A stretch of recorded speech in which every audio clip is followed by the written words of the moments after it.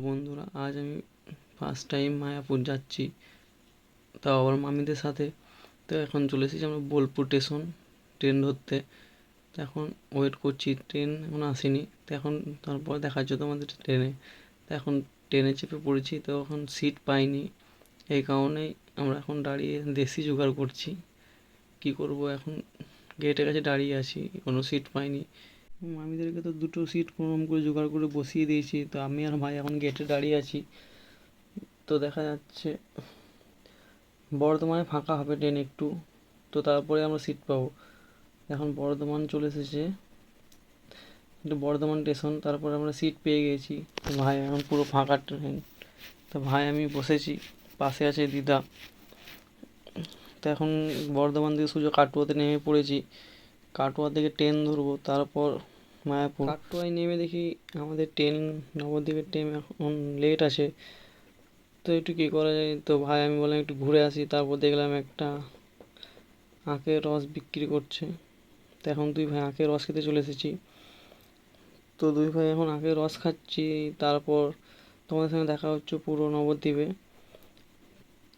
তো এখন নেমে গেছি নবদ্বীপ স্টেশনে। তারপর আমরা এবার নবদ্বীপ থেকে আমরা মায়াপুর যাব। তো মায়াপুর যেতে গেলে গঙ্গা পেরোতে হবে। তো এখন আমরা যাচ্ছি গঙ্গার ঘাট, যেখানে বোট আছে, নৌকা আছে।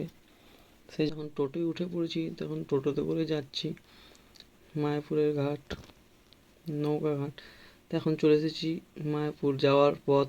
তো দেখতেই পাচ্ছ তোমরা মন্দিরটা, তো দেখতেই পাচ্ছ কত সুন্দর লাগছে মন্দিরটা। তো এখন আমরা যাব মায়াপুর, এখন আমরা আছি নবদ্বীপে। তো মায়াপুর এই বোটে করে যেতে হবে মায়াপুর।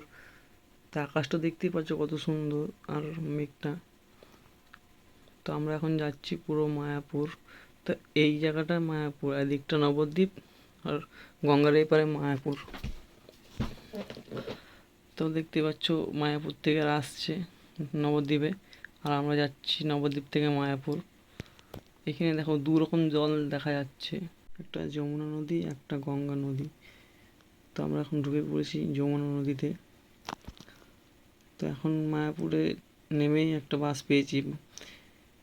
তো বাসে চেপে দেখাচ্ছি মন্দিরের সামনে নামিয়ে দেবে বলছে আমাদেরকে। তো এদিকে বাস যায় কাটুয়া।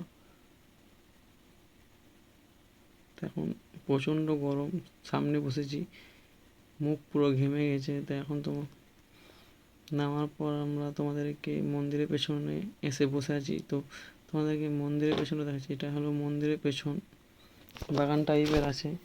তারপর এখন চলে এসেছি আমরা রুমে। এখন ভাই শুয়ে আছে এখানে, তো আলামারাতে শুয়ে পড়েছে। এখানে মামি আর দিদা বসে আছে, দেখতে পাচ্ছ এইমাত্র। তারপর এলাম আমরা গঙ্গার ঘাট স্নান করতে।